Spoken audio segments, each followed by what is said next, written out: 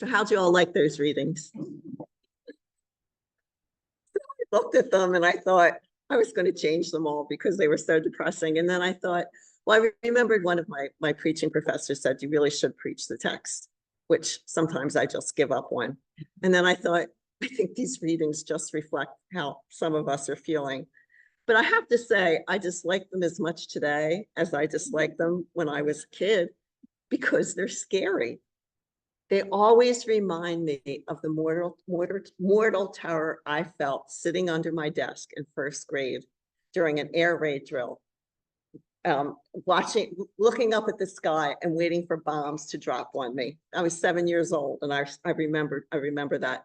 It also reminded me how I felt in 5th grade during the Cuban Missile Crisis, and in 6th grade when John F. Kennedy died.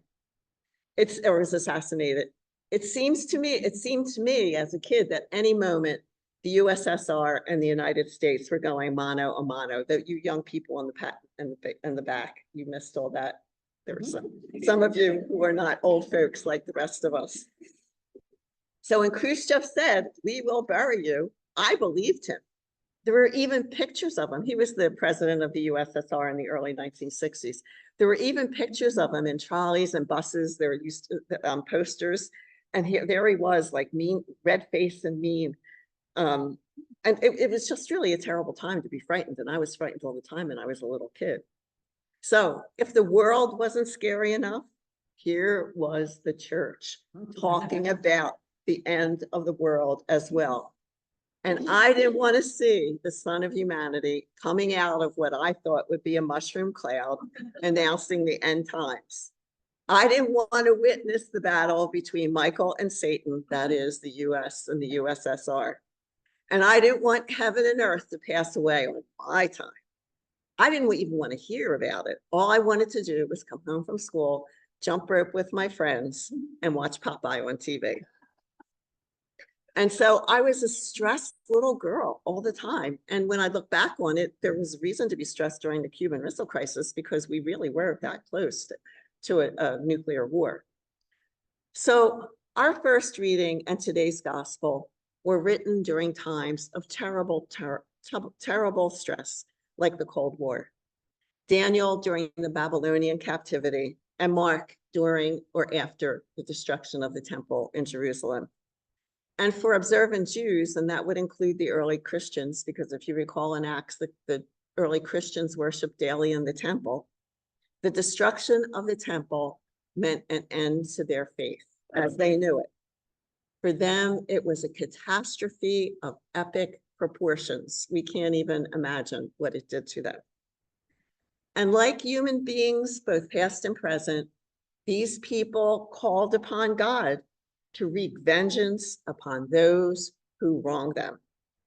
The Jews in Babylon looked to Michael to deliver them from bondage, and Christians looked to be delivered by the second coming of Christ. Divine revenge, they hope, would lead to a reordering of the world where the names of the persecuted would be written in the divine book. And of course, the Archangel Michael would escort the evildoers who oppress them to their well-deserved punishment in hell. It all seemed very fair and very comforting and very just. Could not everyone see that God was on their side and against their enemies? Peace on earth and goodwill to all had nothing to do with it. Even their understanding of heaven used revenge to weed out Lucifer and his minions, setting a precedent for divine retribution against one's enemies. There, of course, is never, ever any justice in violence. A belief in the violent reordering of any society by God to favor any group is a religious, spiritual, and historical fallacy that has never ended well. The fact is that any reordering of society is done by men and women and not God to favor a particular group.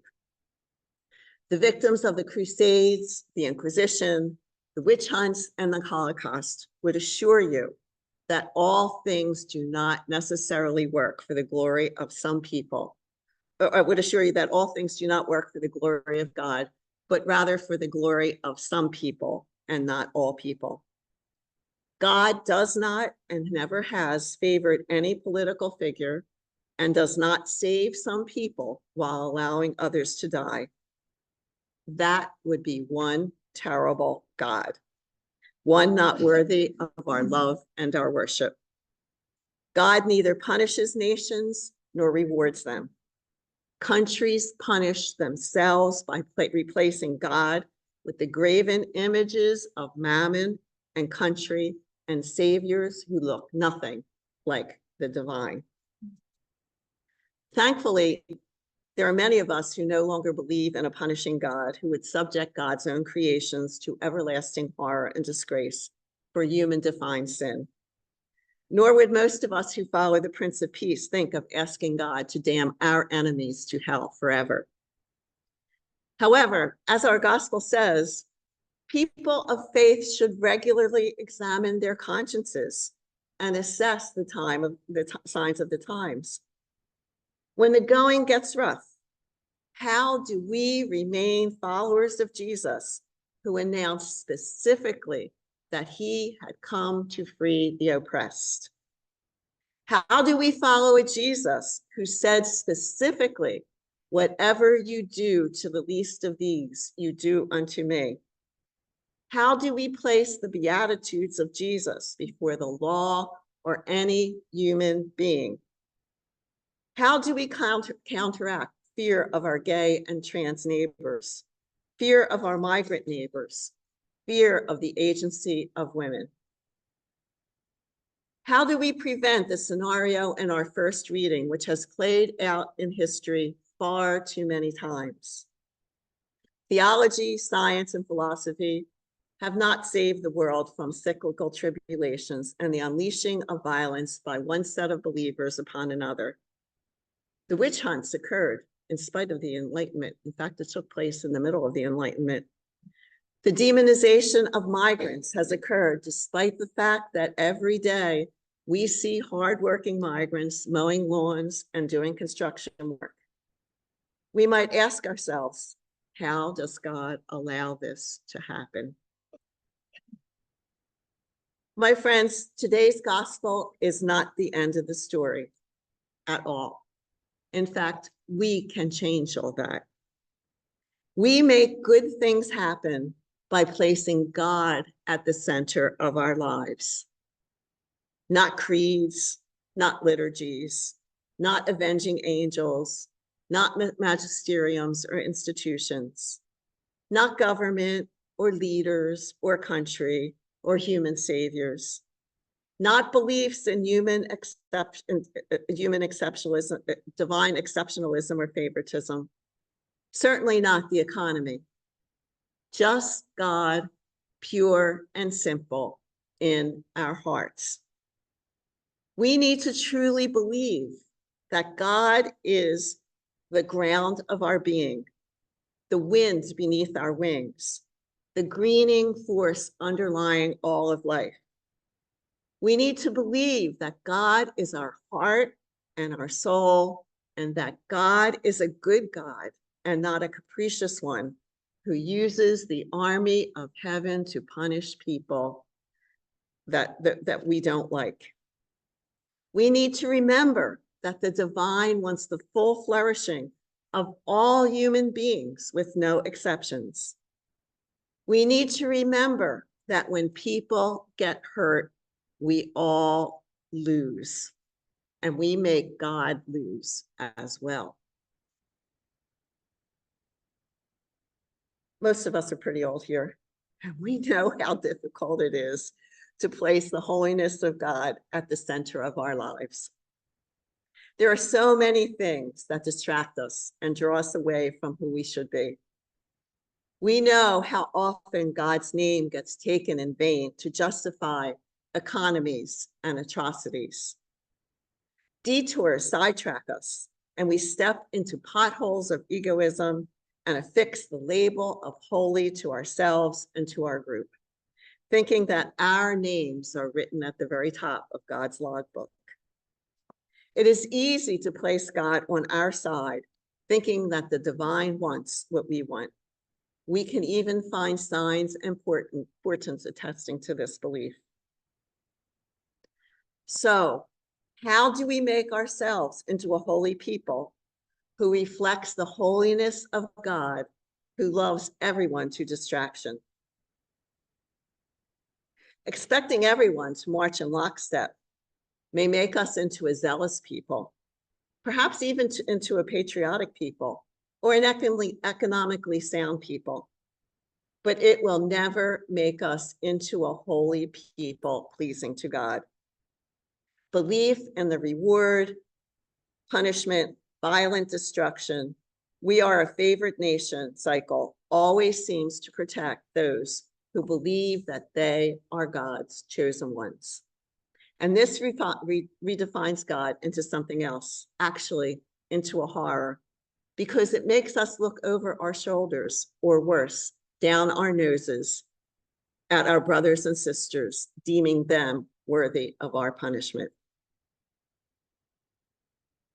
And so as we approach the season of Advent, Jesus asks us to look for those signs and portents to indicate to us that God is near, the realm of God is near. And he said it was pretty simple to see, just like the harvest indicates autumn and the storm clouds indicate rain. We should have some storm clouds and rain. The good news that there is evidence of God's presence always and everywhere that can be seen with eyes that truly believe that God and nothing but God is at the center of their lives.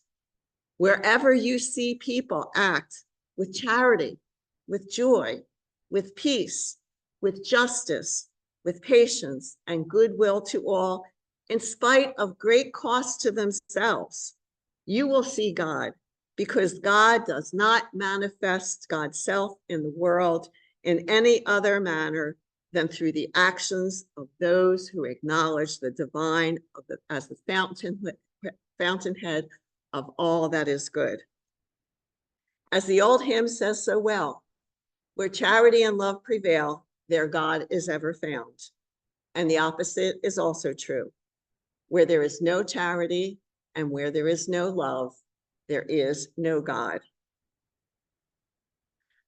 My friends, if we can see with God's eyes and feel with God's heart and act in a manner that is pleasing to God, whose main concern is the lowly and not the wealthy, with right relationships and not power, with charity and not security, then the holy name of God, the wonder counselor, the everlasting parent, the Prince of Peace, those names will echo across the land.